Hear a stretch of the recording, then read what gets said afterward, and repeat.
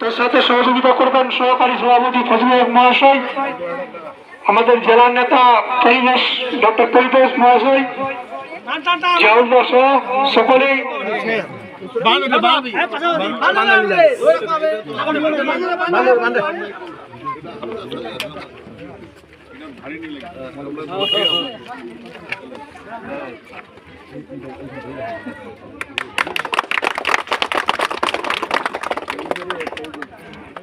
Slogan দিবেন কি? Slogan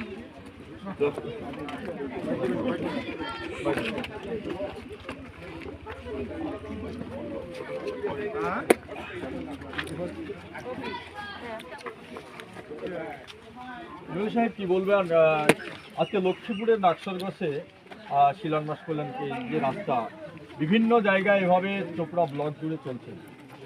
আমি তো আপনাকে বললাম এইগুলো রাস্তা ডাইরেক্ট আমাদের মমতা ব্যানার্জি মুখ্যমন্ত্রী পথসাথী রাস্তা আমরা উদ্বোধন করছি এবং আমাদের চোপড়ায় নাই করে সেবাসহ 125 কোটি টাকার কাজ আমাদের 10টা বিধানসভায় এই বছর চলছে। আগেরগুলো ছেড়ে দিলাম, 10টা অঞ্চলে সেবাসহ কোটি টাকার কাজ রানিং চলছে।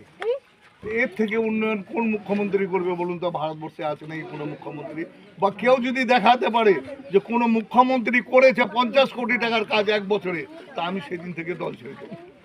তো তাই গরিব সাধারণ যা জন্ম থেকে মৃত্যু পর্যন্ত যেগুলো সুযোগ সুবিধা করে দিয়েছে এই ধরনের কোনো মুখ্যমন্ত্রী করেনি।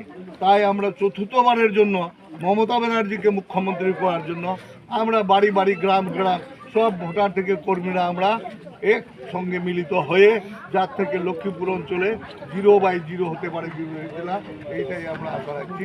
এটাই। আপনি একটা বিষয় বলছিলেন যে বাম কংগ্রেস তারা কানি পাইকারের মতো মাঠে নামবে, কি বলবেন? হ্যাঁ, এটা তো সত্যিকারে এখন ভোট এসছে, তো এখন ওরা মিটিং করে বেড়াবে খুব ঘন ঘন লোকদেরকে ভুল বুঝাইয়ে, কারণ কাজের কাজ কিছু নাই।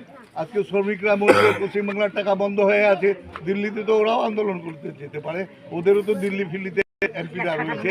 কংগ্রেস যদি ভালো চাই পশ্চিমবাংলার, তো পশ্চিমবাংলার জন্য তো আন্দোলনে সামিল হতে পারতো, হয়নি। ভোটের জন্য আসবে, কিছু ভোট কাটে বিজেপিকে সুযোগ করে দেওয়ার জন্য। আর আরো একটা বিষয়, গতকাল গোবিন্দপুরে দেখা গেল কংগ্রেস মিটিং করছে চোপড়া বিধানসভা। ওটা মিটিং না, ওটা 50-60টা লোক হয়েছিল, যার মধ্যে গল্প করি ইসলামপুর আর চোপড়ারে আমাদের লিডাররাই ছিল 40 জন আর কয়টা বাকি।